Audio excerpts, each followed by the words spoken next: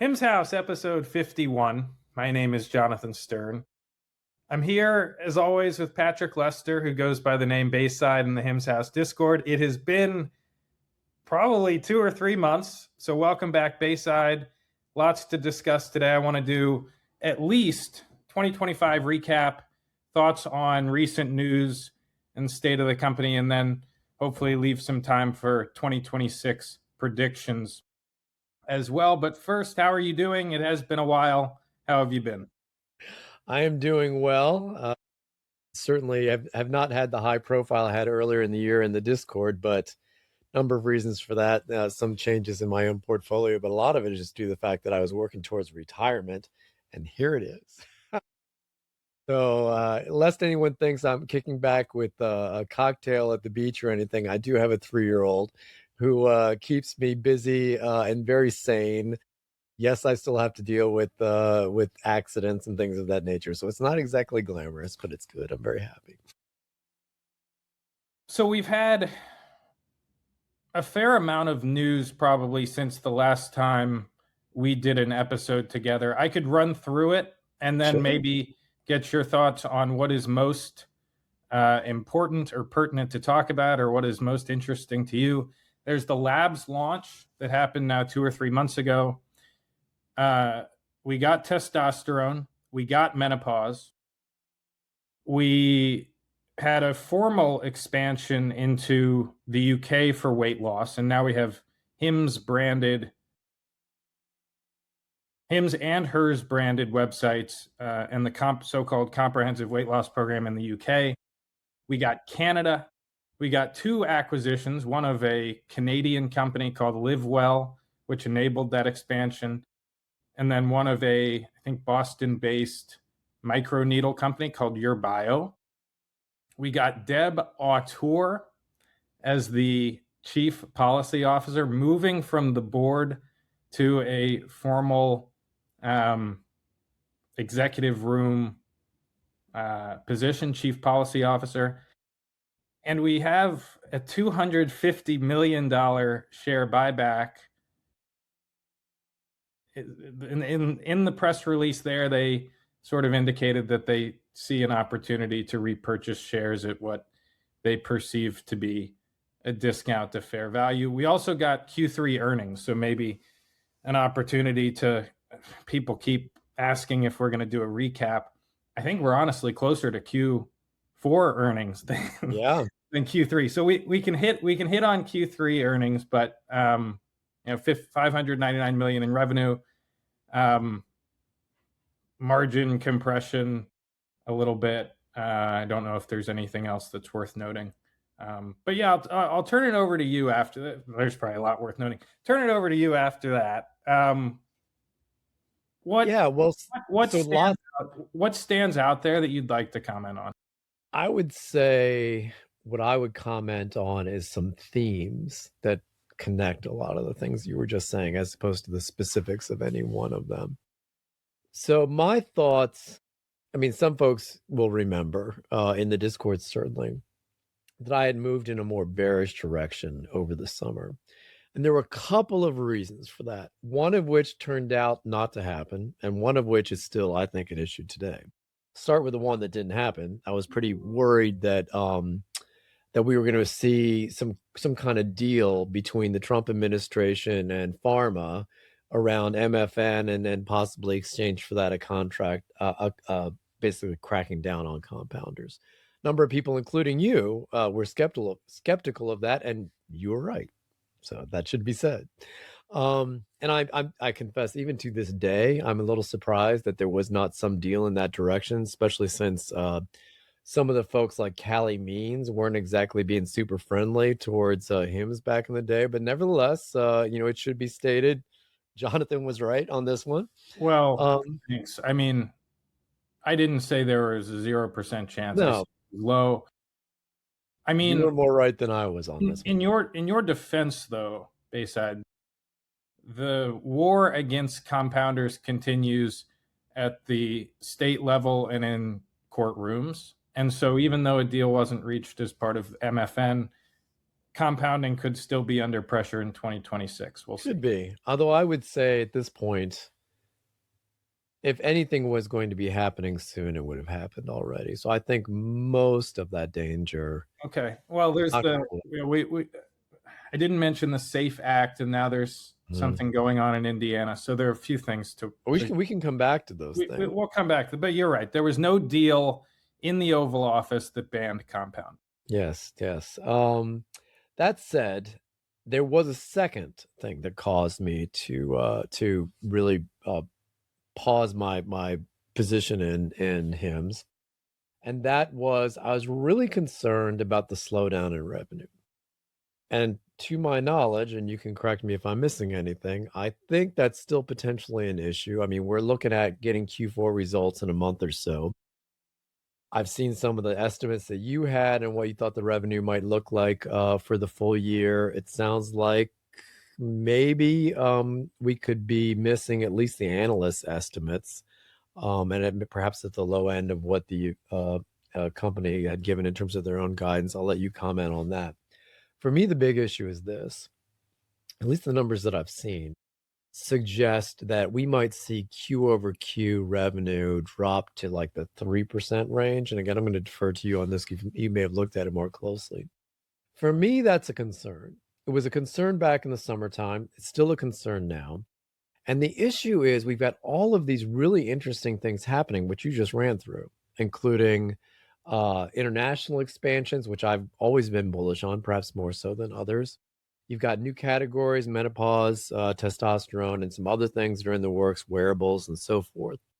The problem with the new categories, which are great, the problem with the new categories is that typically this company has not really ramped any new categories to the point where they've had a meaningful impact on, say, the top line for like a year. Now, weight loss was a bit of an exception to that, but generally speaking, that's been how long it has taken. So that leaves me in the short term still concerned about revenue growth, and I think that explains a lot of the poor price action. I think we're at this point where HIMSS could execute perfectly, and they could do buybacks and get those shares for cheap, just as they said, but it's not assured. There's still a risk there, and when I was in HIMSS years ago, I felt it was an easy buy. This was before the weight loss, when you were typically getting 80 to 100% year over year growth. And it was, and for those who knew how to reverse engineer some of the numbers they were putting out there, it's pretty easy to see that they were essentially a company that was on its way to profitability. It was super easy. And oh my goodness, 80 to 100% year over year growth, even before weight loss, was a dream. We're not in that position today. So that's the big issue to me that connects all those dots that you put out there a few minutes ago is how likely and what is the schedule for ramping towards being that growth company, which they had said when we did earnings a year ago. They gave us that 5-year projection, of roughly 22% compounded annual growth, 22, 23%, I think got us to the numbers that they gave us for 2030. And we're not looking at that, at least as far as I can tell, coming out of Q4 rather. Yeah, so we're still we don't yet have the full story of 2025 yet. Sure. I want to note, just to hammer home what you said, even many of the most vocal bears 2 years ago, 3 years ago, were bullish on HIMSS back then, as you were, and you've remained bullish or neutral, I think, to your, like, HIMSS did not have a red year in 2025. Let's remember, the stock was up. That's true. Stock was up 30, 40%. That's reasonable for any stock. It lagged certain data center names, right? It lagged certain space names, lagged certain AI memory names, but it Yes. it was green, and it beat the S&P. Micron for anyone listening. And it SanDisk, and it HIMSS beat the NASDAQ, right? And it beat the S&P. Fine. But even 2 years ago, people like Alan Lutz of Bank of America were bullish on HIMSS. He was the biggest, I think, bull on Wall Street for multiple years, at least for 1 year.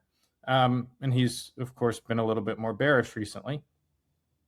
I want to well, so there are some names on Twitter as well who we don't have to mention, but who were also bulls for a time.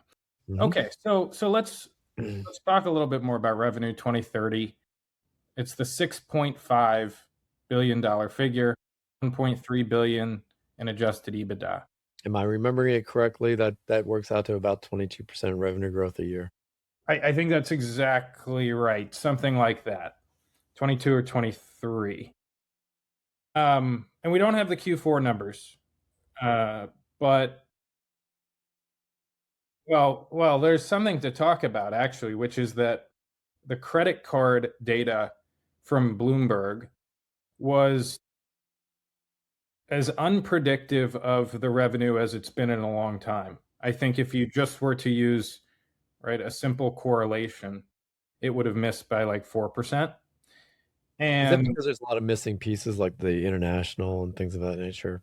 well, And there are I think maybe three possibilities, and we can run through them. Number one is that like the sample was just less predictive this time of revenue for whatever reason. I sort of discount that. Second option is that Zava was wildly understated, and that I think analysts were expecting, like when Hims said 25 million. What if it was 30 million? What if it was 40 million? We don't know, and they didn't break that out, and so that may be responsible for part of the difference there. The third possibility, of course, is deferred revenue, which is just like how they're counting revenue this quarter versus future quarters. Maybe there's a bigger bump for Q3. Hard to know if that bump will translate to Q4 as well, or if some of the stuff was counted in Q3 that will not. It's just so hard to say with deferred revenue because it is a black box. Company sometimes gives us insight into how they're counting, but it continues to be a black box and makes it difficult to predict revenue. In any case, the credit card data was less predictive than usual. If you go off of the credit card data for this quarter, Hims will miss. And they, as you were talking about, there will be a quarter-over-quarter drop in revenue. So even if they don't get a drop in revenue, let's imagine, okay, the numbers are right. At best, it'll be a couple percent, as you were saying, 2%, 3%, which is a long way from what it was a couple years ago. My guess is it won't drop quarter over quarter, but a 2 or 3% revenue gain is it's fine for a normal company, but this is still supposed to be a growth stock, and I think it is priced accordingly. You continue to put most emphasis on quarter over quarter, not year over year growth rates. Is that right? I know you were earlier in the year. Yeah, and that's still true, mostly because the year over year is well, it's a little different now. Before, the year over year was you were comparing a lot of post GLP-1 numbers to mostly pre-GLP numbers, or at least when it was much earlier in the ramp. And now we're kind of at the back end of that, and so potentially the year over year numbers, if anything, might be a little less. I'd have to see what they are because I can't remember, but they might be. They're just not as good a read in my view as Q over Q, and that's been true for me for a while. Now, obviously, if Q over Q numbers jump around, but I think this stock is priced, and people can argue over valuations, which is fine. My own way is I just if I can look at net income, great. Otherwise, operating income. I know a lot of people like to look at cash flow, and all of those things are fine. But in very back envelope terms, we're looking at roughly 50 cents of earnings a year. And for me, a 50 PE on a forward basis is fine if you're hitting 20% revenue growth, which in theory they are if they hit those long-term numbers. I think even next year they're going to guide to close to that. How much do you think? I think they'll guide to close 20%? to 20%. So that's a big question. All right. And I hope you're right about that. Yeah, I could be very wrong. I want to talk about where we expect them to be in 2026, but let's slow down. Let me finish this one point because I want to come, but I do want to come back to that point. Yes. So for me, I think this helps explain. I mean, my point of view is just one of many, but I think it explains some of the reason why the stock has not been performing as well. So for me, a good price for a stock that's growing around 20% with around, the financial profile that this one has would be 25 to $30 right now. And that's assuming it is hitting 20%. But with the risk profile, there's a chance that it doesn't even hit it. And I'm just one person, take it with a gigantic grain of salt. And getting it so those numbers are solid as opposed to we think they're going to hit 20% makes all the difference in the world. I mean, so the stock is in this weird place where I could see it going down to 25 if you get bad guidance, or even lower bad guidance, in a month, and the numbers quarter over quarter aren't great. I could see it blowing up to the upside. It's just a lot of risk right now, both downside and upside. So it's really hard to figure out. Just to confirm, not a stock you would ever be short, right? Oh no, no. I'm not a big fan of being short anyway. I mean, goodness. I mean, think about whatever. People have their own opinions. What's the downside? I don't know what price you've magically decided to short the stock, but let's imagine you shorted Hims at $50 and now it's 30. Okay, so you made 30% of your money or something like that, 35 or 40 maybe. There's so many other long plays that are going to make that and better. So I'm not a big fan of shorting generally, and there's so many out of the blue things that you can, him struck a deal with this pharma company, or it's just all this thing, and then next thing you know, the stock's up to 60 in no time. Exactly. Yeah, I would avoid shorting something like this, even if you're bearish on the name. Okay, want to talk about the competitive landscape, because I think the fragmentation and the explosion of smaller telehealths that are now undercutting Hims on certainly the price of GLP-1s, but probably also other treatments, is to blame for some of the revenue slowdown and the risk to the valuation as well, and the risk to future growth. Right. I mean, even just talk a little bit about the alt data that we track at Hims House. App rankings, we observed Hims as the number one telehealth app really on the planet for over a year, recently surpassed on a daily and weekly scale by Row. In fact, I don't think Hims or Hers have been above. Is that true when you add Hims and Hers together? Well, right. So I don't think Hims or Hers on their own have been above Row in close to a month. Previously, they were both averaging, I think, ahead of Row. At least Hims was ahead of Row. Look, when you put them together and you go to Sensor Tower for like a estimate of downloads, Hims plus Hers is still greater than Row. Right? And if you look at web traffic, Hims plus Hers is still greater than Row. There's no doubt about that. And there's no doubt that Hims has more revenue than Row, and there's no doubt that Hims is the king of telehealth still. However, the competitive landscape, I think, has thickened. And I'm not even talking about Row. I'm talking about all of the smaller GLP-1 startups that are undercutting Hims on price. I think haven't they shifted their marketing strategy in response to that? What do you mean by that? Maybe. Well, so forgive me if I'm wrong about this, but what I thought I'd picked up was, and this has been sort of brewing for quite a while, at least a year, an increased shift toward brand and platform and away from specific verticals. So for instance, if you are a GLP-1 marketer and you're out there marketing, here's how to get, compounded weight loss medications, that's an extraordinarily competitive vertical these days. I mean, it probably always was, but especially these days. On the other hand, if you're shifting towards marketing the Hims platform, which includes an array of solutions for various issues, and you're partnering that with wearables and things of that nature, you're not so much doing a category ad as you are a telehealth ad, essentially. What I don't know is how effective those are. So I think I saw somewhere in the Discord some discussion around a possible Super Bowl ad, and that would be the focus. Whereas last year, the focus was on hymns and GLP-1, and we're fighting the man for you and that kind of stuff. This time, I thought I saw people talking about the possibility of it being more of a platform-oriented ad and brand-based ad. I think that's right. I think so. Yeah, worth mentioning that member of the community, Jarrett's. That's his. He's great. I love him. Renamed Jarrett's, who goes by Nurse Jer Bear or Jer Bear RN, something like that on Twitter. Same guy. Has done some research and is predicting Super Bowl ad, which would be, I think that'd be great.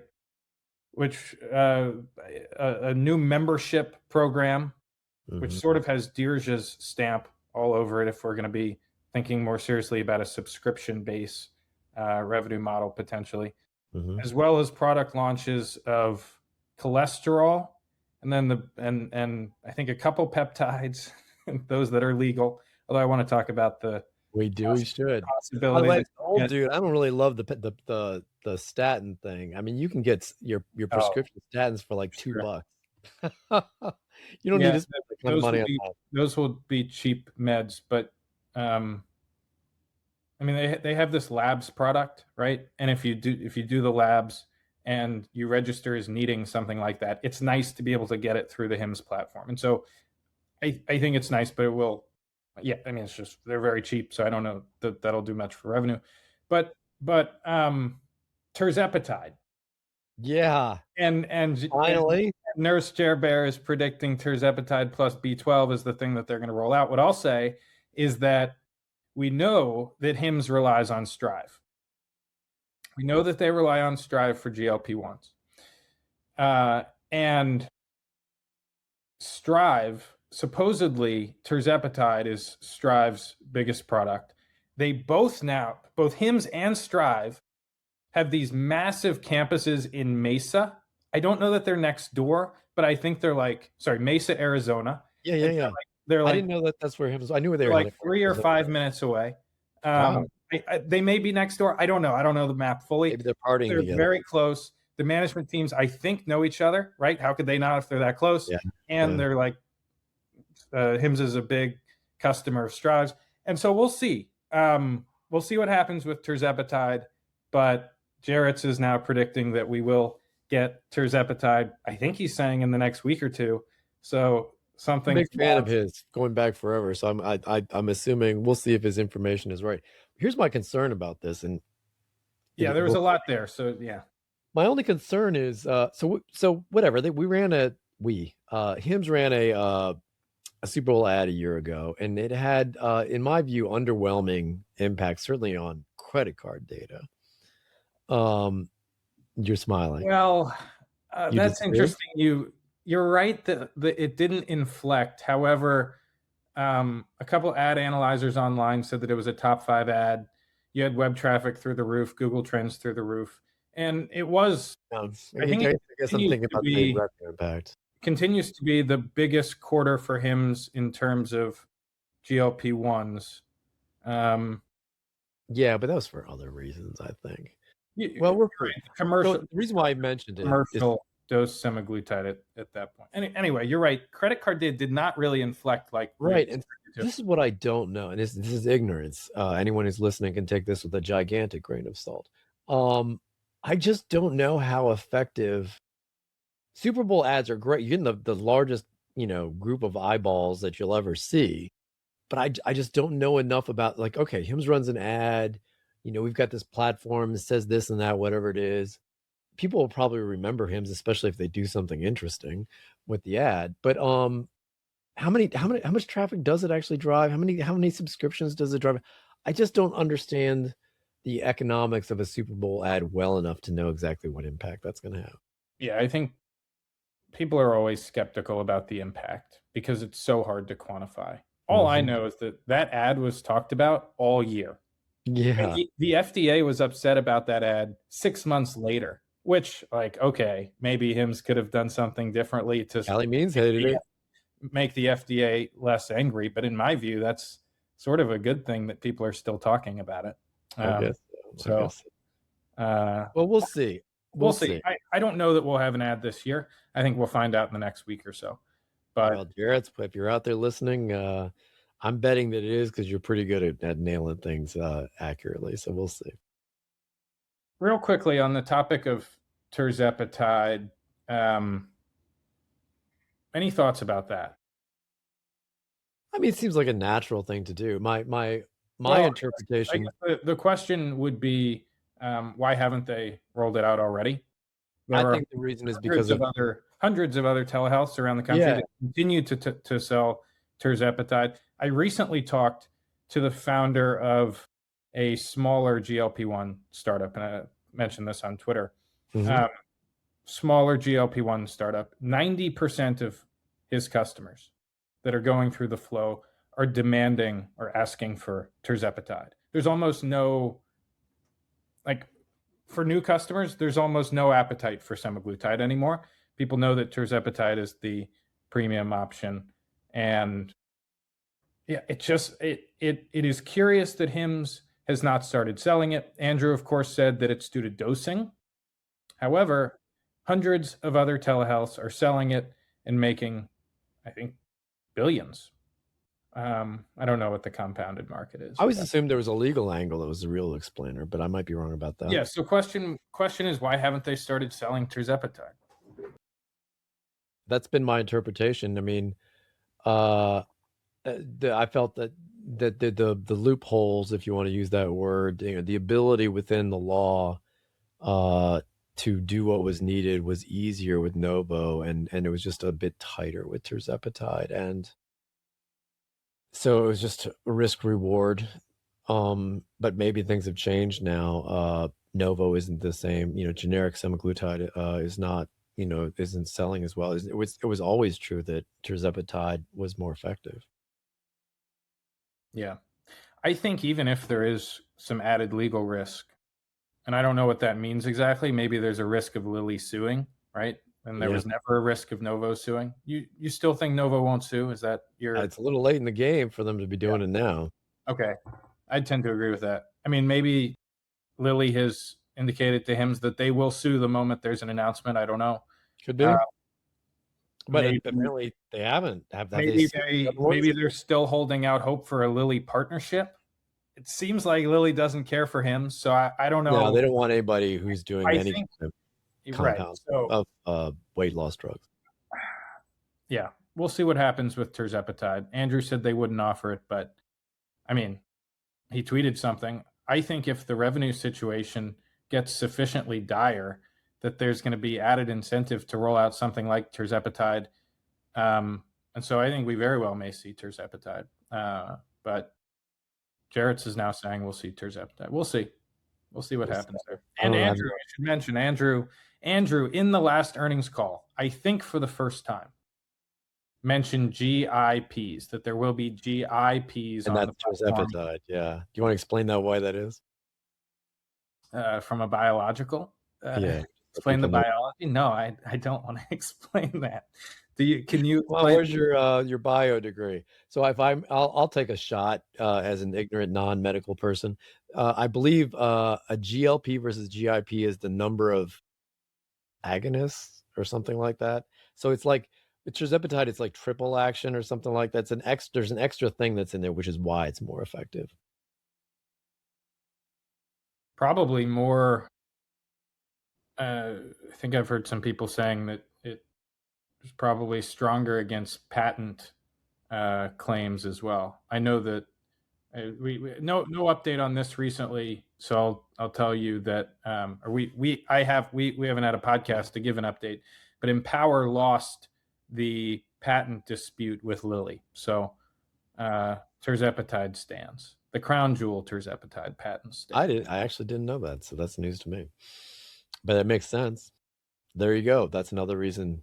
I mean, it always seemed to me like Tirzepatide was just tougher legally. You had more wiggle room with semaglutide.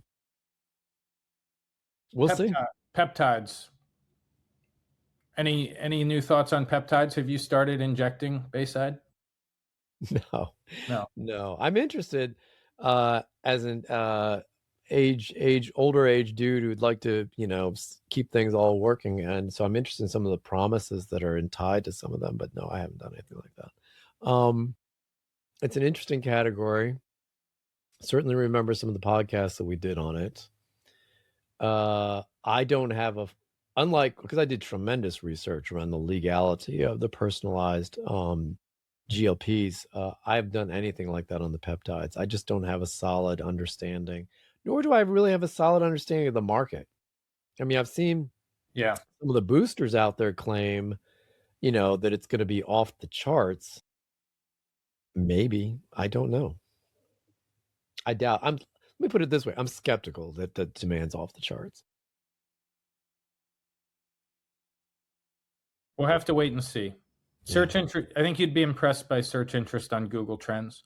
I think you'd be impressed if you went to one of the San Francisco raves that were called the Peptide rave. But it's not clear to me how widespread usage is. These things sort of spike first in communities like San Francisco, cities like San Francisco, and take longer to spread across the country. And I mean, I'm in New York, and even here, I was talking to my friends recently. None of them had heard of peptides. So maybe my friends are a little more traditional or less prone to inject themselves with stuff than techies in San Francisco. But yeah, we'll see. I think Andrew mentioned BPC 157 and some others that he definitely wants to have on the platform as soon as possible. I remember correctly. That's one of the ones that's pretty well studied. Probably the most popular sort of illegal peptide, not illegal, but not allowed to compound category 2 bulk list peptide is BPC 157. And there have been rumors that bulks list will be revised soon, though we've not gotten any announcement from RFK or McCary or the FDA on that. So many are saying it will come soon. Huberman has said it will come, but still nothing. All right. Well, he would, I would think, be in a position to potentially know. Yeah. It seems. Do we want to move to 2026 or anything else to say about this? Actually, one more thing, Bates. I wanted to ask you this. In the Q3 earnings report, Andrew said we are in active talks with Novo. What's going on there? That's funny. I remember when we were talking about this in one of our last podcasts, and I felt like the breakup felt like it was a bad breakup between, in a relationship, because it was far more emotional than you would expect corporate people to be when it comes to something like this. I mean, whatever, you don't expect that kind of stuff. And like the press releases came out, and I said, wow, that's like your former girlfriend who really hates you. And so it was just bizarre to me. And then here they are again. I was like, oh, bad breakup, but you couldn't quite quit on each other, huh? That's funny. So I have sort of this like, what's going on here, guys? But in a sense, as much as I'm sort of ridiculing it, I always felt, and this is a bigger issue, I always felt, and I'm sure you remember this, one of my bull cases, and the souring of that particular relationship ended up affecting me a lot, as I'm sure you remember, because I felt that there's a lot of really interesting forward-looking stuff that's out there in the medical world that HIMSS could be part of, potentially, like peptides, but things that are beyond HIMSS, that HIMSS is not going to be the company that actually makes things. It's more of a distribution channel. And it's what I used to call HIMSS in those days was potentially a front door for cutting edge healthcare. And, it could still be that in the peptides, but there's much bigger and things that are out there, but you have to have strong partnerships. And I felt that, when it came to peptides, I mean, who's going to know peptides better than Novo Nordisk, since that's exactly what they're, known for. So there was a much bigger potential partnership that was more than GLP-1s. If both sides were committed to a win-win, then some really significant things could happen for both companies in a very positive way. So when it blew up, I was just, what on earth? Well, how could you guys let this happen? It was really annoying. it makes sense that they would come back to it, since ultimately I think that kind of a partnership is something that does work to both sides' advantage. They obviously had a strong disagreement about whether or not Hims should keep compounding GLP-1s. In my view, the key issue is both companies need to be committed to a win-win. It's not that one thinks they've got the other one over the barrel, and so they're going to really press it. Like Novo says, you guys are just a distribution channel. We'll give you 5% margins, which isn't going to be enough to cover the marketing. I mean, no, if you really want it to work, both sides need to be committed to win-win. But that includes Hims. And if, not doing the compounded meds is part of it, well, then, is Novo willing to sweeten the pot in terms of some of the other things? So, because just selling, you know, branded medications with a very tiny margin isn't going to get you anywhere. Novo's got to be on board with making it something that works for both ways. And so the other piece of that is, if Novo were to happen, or even if it didn't, there's a lot of potential, as you said already in this podcast. Hims is still the biggest telehealth operation out there on a direct consumer basis.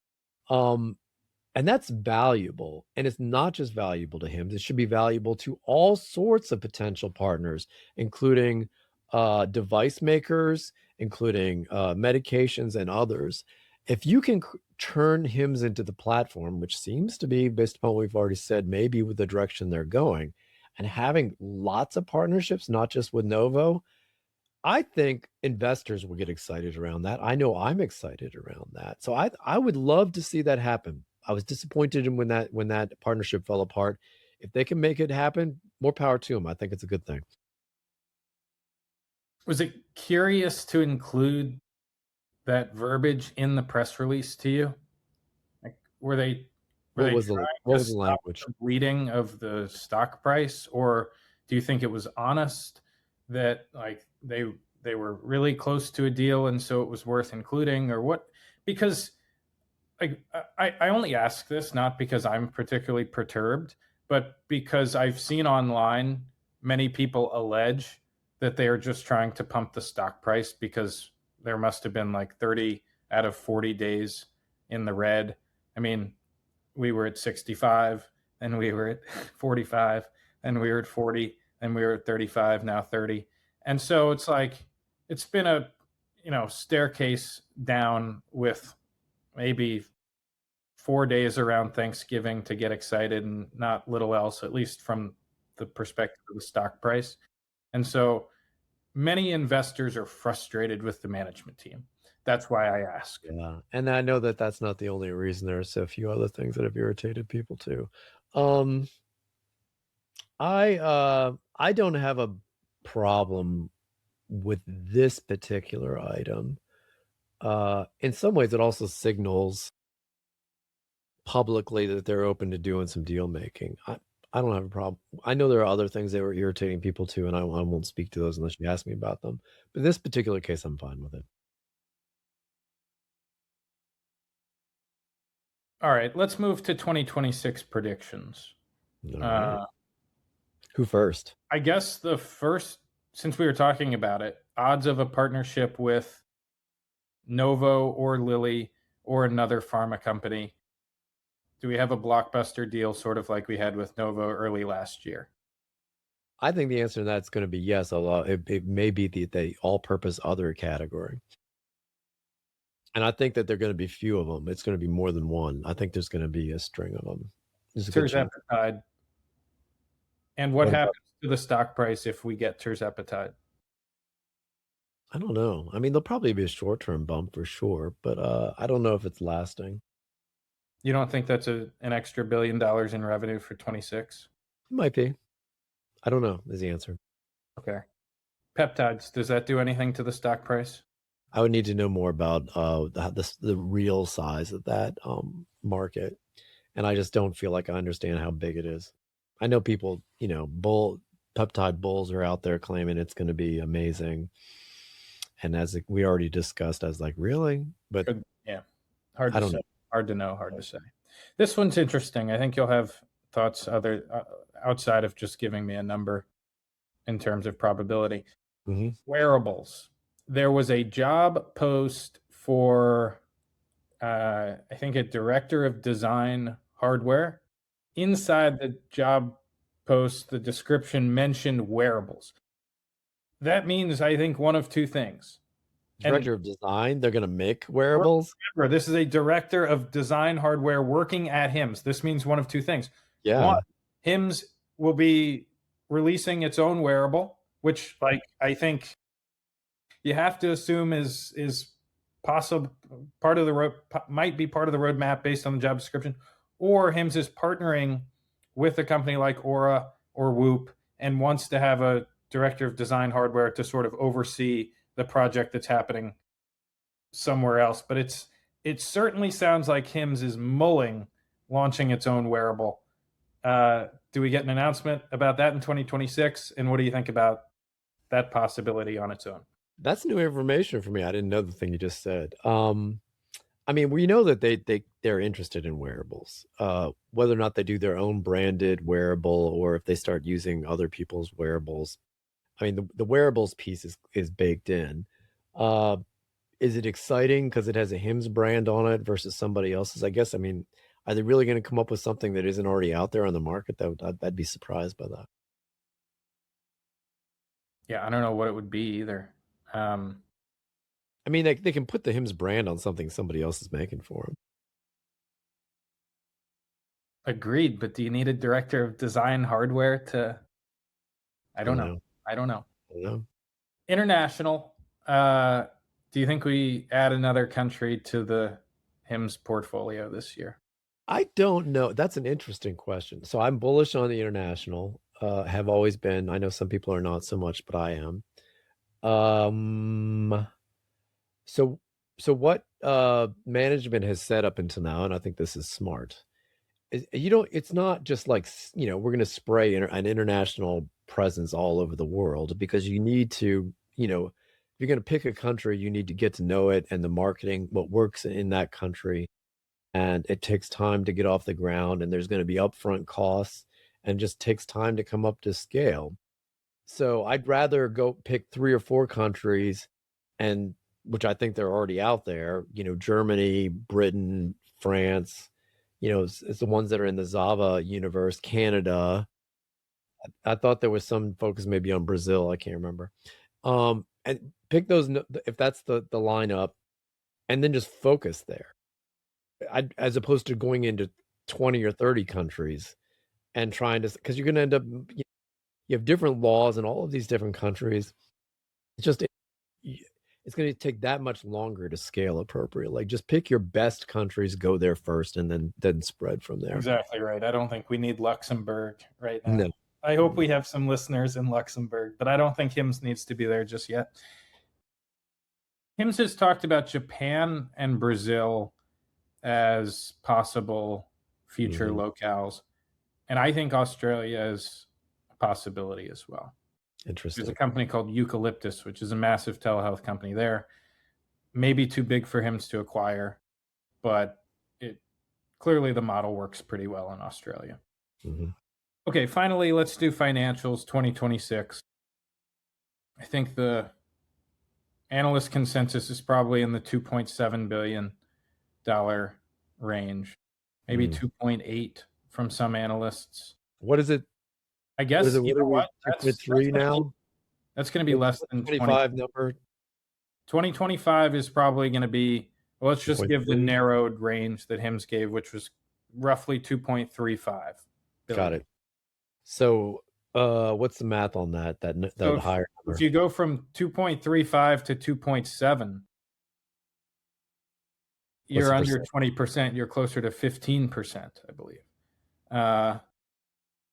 I think, well, thoughts on that first, and I don't like a 30%, I'm sorry, 15% growth rate. I mean, that's you're looking at the stock dropping to maybe $15 under those circumstances. I really don't like that. You need to stay above 20. 15. Yeah. Well, think about it. That would be horrible. We'd be a less than $4 billion company. That's, I mean, again, yeah, growth has slowed, but free cash flow positive, investing in all sorts of things for the future. Well, there's other pieces to that, like what does the profitability look like? But you're ramping up all these things that I'm questioning some of the profitability aspects to it too. I mean, 15% growth is like what Microsoft or Amazon gets, you know? So there's your multiple comparison. And it's not 50 or 60 PE. Now I know there's, you can do your discount models and all the rest, but I think it's really important that him stay above 20 and preferably, closer to 25. But yeah, I I think the company probably guides for 2.7 or 2.8. I have no idea what the stock price does as a result. I think 3 billion is in the realm of possibility. I think 3.25 billion is in the realm of possibility. And I think if Hims launches Tirzepatide, those move from like 25 or 30% probabilities to greater than 50% probabilities. I mean, the difficulty of this year, from my point of view, coming up, is that a lot of the good things that Hims is doing, which is doing all the right things to lay down, get the pieces in place for this, future growth ramp, involves a lot of stuff that has short-term startup expense costs associated with them, new categories, going live in new countries, where the revenue ramp, it just takes time. The 2026, especially, and we'll see with the guide, could be a really tough year,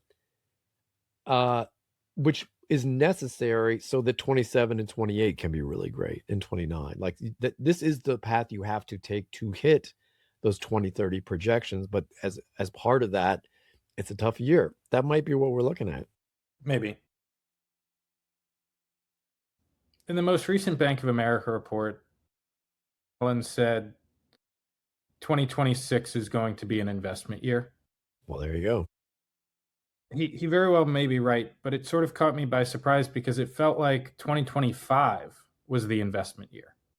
2025 was the year you raised $1 billion, expanded internationally, paid Mo 50 million in stock or whatever that deal was, got Dirja, expanded manufacturing facilities to 1 million square feet, right? Expanded in Ohio, bought the new Mesa facility, bought the peptide facility, bought Your Bio, bought LiveWell. Like it feels like the investments started 3 quarters ago. I don't think those are mutually exclusive. They're ongoing, to be sure. But, as we look back on this company in 5 years, which will be the bigger investment year, 2025 or 2026? I interpret the language differently, perhaps, but it feels to me like 2026 is the year that you need to start executing on some of the investments that you made in 2025, right? Yeah, I think this is how you interpret the language. If we don't have a product or tech to get product and tech to get excited about as a result of Dirja plus Mo in 2026, from my standpoint, that will be a little disappointing.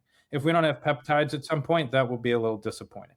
If we don't have, evidence that international is going to be a big part of the business, that will be disappointing. If we don't have like labs powering the platform model, that will be a little disappointing. So yeah, I just don't think those things are mutually exclusive. I think it's just how do you interpret it being an investment year? I mean, everything you just said is true about what happened in 2025.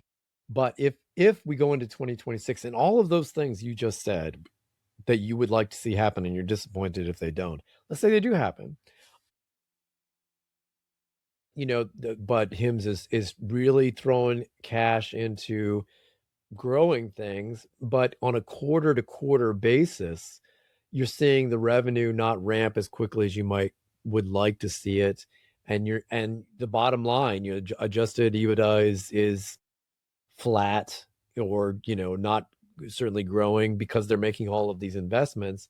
Then you can say, oh my God, well, revenue isn't doing what it should be. And the earnings aren't there. And you're like, well, that's because we're continuing all of these investments. How do you think all these stuff happens? So 2026 is the year you had to have, perhaps in addition to 2026, so that 27, 28, 29 can be good years. And so if you're really forward thinking, you're like, that's fine. This is what growth companies do.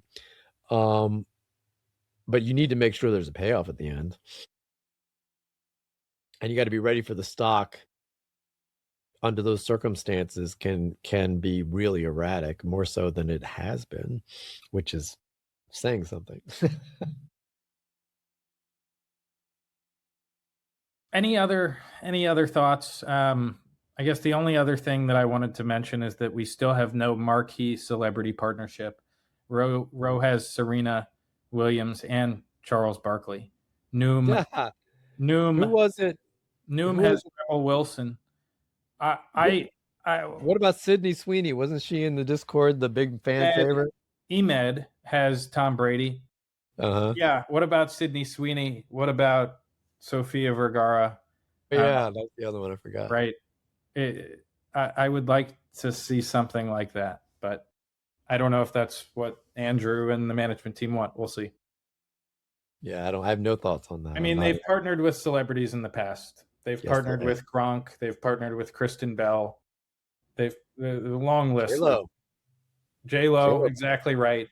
So maybe, right, like maybe those didn't pay off in the ways that they expected, and so they know to invest their time and money elsewhere. I have no idea. But it is notable to me that, like, it's notable to me that I walked through the subway in Times Square this fall. And it was like a mirror maze of Serena Williams and Roe, and now they're partnered with Novo with the pill, and their app rankings are now ahead of him's and hers. And not saying that'll last forever. I'm not saying it's a profitable investment. We have no idea if the unit economics of anything they're doing with GLPs are worthwhile. But I think it's notable what Roe is doing and what Noom is doing in the celebrity partnership arena. And yeah, there's definitely some strategic thinking and marketing thinking going on behind the scenes that influences all this stuff that we don't know about. That's frustrating. As an investor, it's frustrating. So, I mean, I guess if there's some closing statements, I would say on my own behalf, and I would love to hear what you think. You know, I've been low key on HIMS for the last 6 months or so, for a variety of reasons, but the biggest one is uncertainty. I felt far more certain about HIMS through probably a 3-year period of being invested in the company until the middle of last year, and then coming to upright up until now. The big issue for me is there are too many question marks. Absolutely believe that HIMS could knock it out of the park, be 100% the stock that all the bulls want it to be. But there's insufficient certainty there for me. And only speaking for myself, one of the reasons why I haven't really ramped back into HIMS is that I have so many other potential investments. So there's opportunity cost. But as soon as we lock in some certainty around a roadmap that makes sense, I know that I would be more interested in investing. I bet that would be true for others. So maybe they'll give us some guidance as part of the 2026 guidance that will create some of that certainty. And then if there is, I'll certainly let people know from my point of view. I feel much better about the stock at 30 than I have felt in a long time. I like how bearish Twitter has become. I like how bearish the Discord has become. You do? Well, it's annoying sometimes, right? But it suggests to me that the bottom might be near. I mean, to your point, there are some serious risks, and if they don't go HIM's way, this thing could fall further. I think there's no doubt about that. However, the unbelievable bearishness from certain corners of the internet suggests to me that the sentiment may be ready to reverse.